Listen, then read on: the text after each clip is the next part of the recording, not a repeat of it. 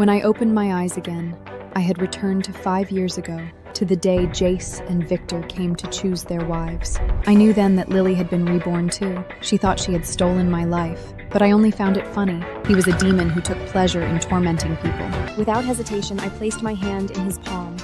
I will. Only 3 days later, Wall Street's hunt began.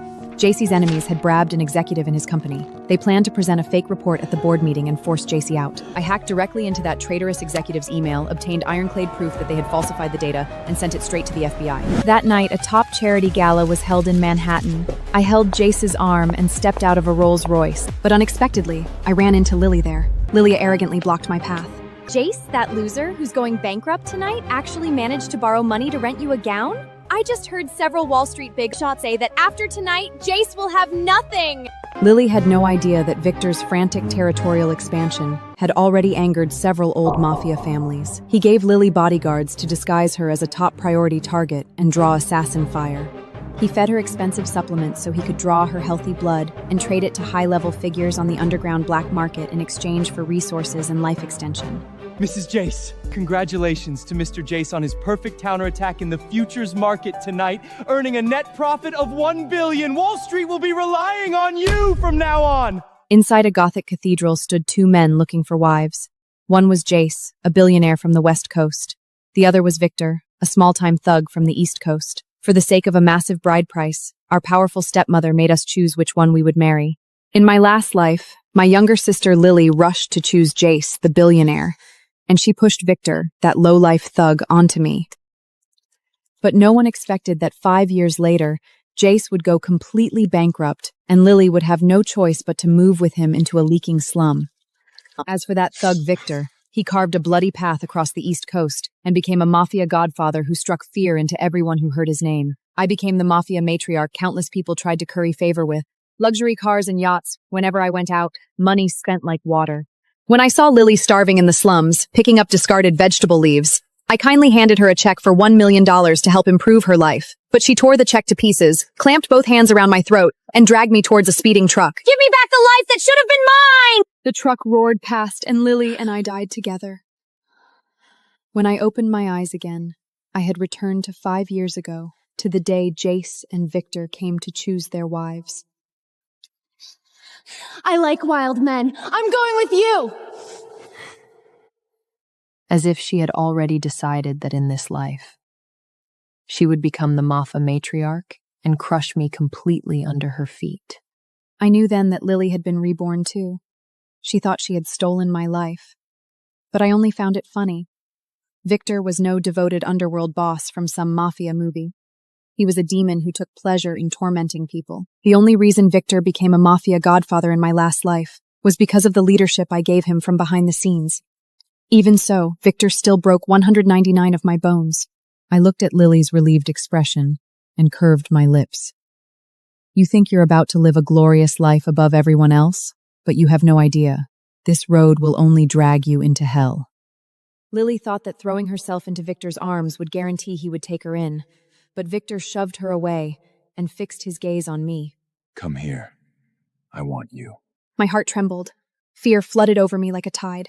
Memories from my last life poured into my mind in an instant. Being chained in his basement and beaten, being handed to other gangs as a hostage and violated, having my bones shattered for human experiments. I froze where I stood, unable to move even half a step. Lily panicked at the sight. Don't choose my sister Chloe. She's vain and greedy, always thinking about diamonds and sports cars. How could she possibly endure your dangerous blood-stake life? She looks down on you, but I'm willing to suffer with you. Fine. Then you'll be my woman.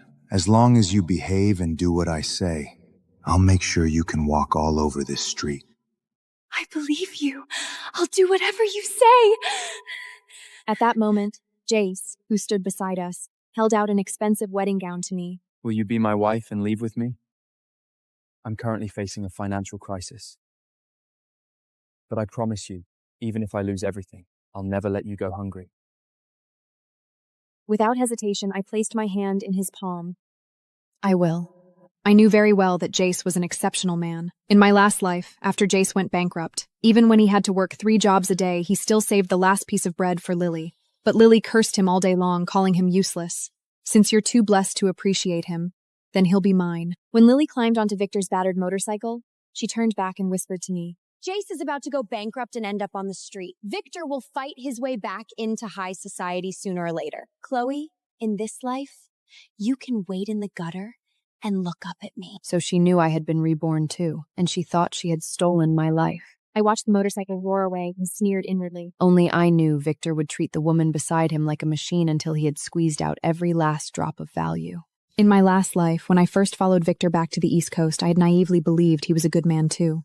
He bought me the most expensive dresses and took me in and out of the top underground casinos. Even though back then, I was so afraid I could barely walk, he brainwashed me, telling me this was the unique love a man who lived on the edge had for me. Until one day, his gang hit a dead end. Without hesitation, he chained me up and handed me over to a rival gang. I was abused by those vile men for 2 full years.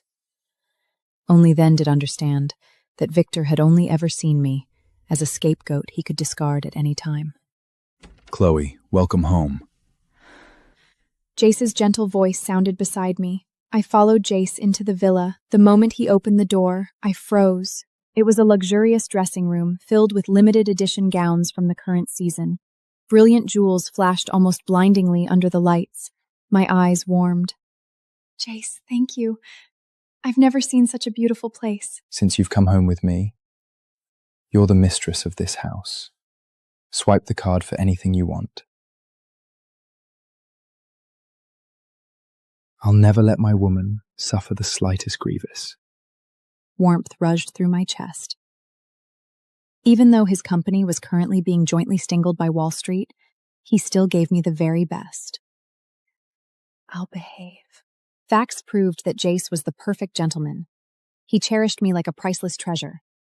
My food, clothes, and daily necessities were all top tier, but he didn't know that I was no longer the fallen heiress who only knew how to enjoy herself. In my last life, I hid behind the scenes and helped Victor build a massive mafia empire. In this life, I could help Jayce protect everything too. I walked straight into his study and picked up the financial reports on his desk. Since you're protecting me, I'll protect your business empire for you. Only 3 days later, Wall Street's hunt began.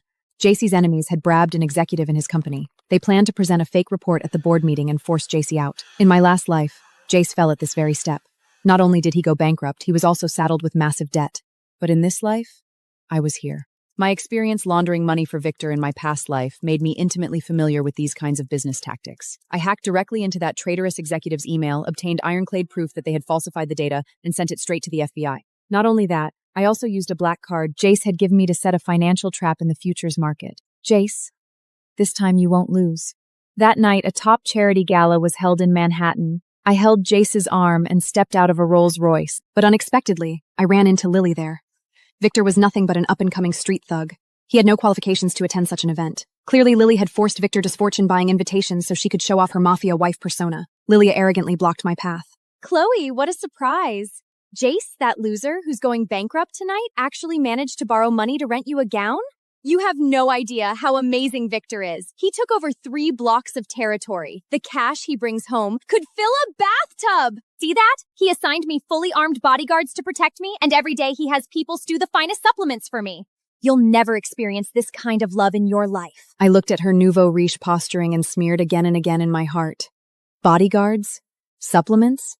Lily had no idea that Victor's frantic territorial expansion had already angered several old mafia families. He gave Lily bodyguards to disguise her as a top priority target and draw assassin fire. He fed her expensive supplements so he could draw her healthy blood and trade it to high-level figures on the underground black market in exchange for resources and life extension. I looked at Lily with pity. She wasn't far from death. Seeing me silent, Lily thought she had hit a sore point and laughed even more wildly. I just heard several Wall Street big shots say that after tonight, Jayce will have nothing. She leaned closer and lowered her voice. When that happens, you'll have to sell yourself in the slums to pay off his debts. The throne above everyone else is mine in the end. I smiled. Then let's wait and see. When Lily saw that I wasn't intimidated at all, She stomped her foot hard. Chloe, just you wait! Sooner or later, you'll be kneeling and begging me! She turned and walked toward Eric, the crown prince of Wall Street, picked up a glass of champagne, and tried to build a connection. Mr. Eric, Victor asked me to send you his regards. From now on, he'll have your East Coast business covered. Eric didn't even look at her, before knocking over his glass with the back of his hand. What gutter rat thinks she's worthy of cozying up to me? But on TV, you clearly said you respected people who would do whatever it took to climb up. That's me! How can you look down on me? Watching this, I couldn't help finding it funny. In my last life, after Victor became a mafia godfass, Eric did indeed fawn over me like a dog. But Lily didn't know that the current Victor was nowhere near qualified. Capitalists like Eric only respected absolute power. They would never spare a second glance for a street thug's woman. A cheap whore who eats off gangsters has no right to dirty my suit. Mrs. Jayce, congratulations to Mr. Jayce on his perfect counterattack in the futures market tonight, earning a net profit of $1 billion. Wall Street will be relying on you from now on.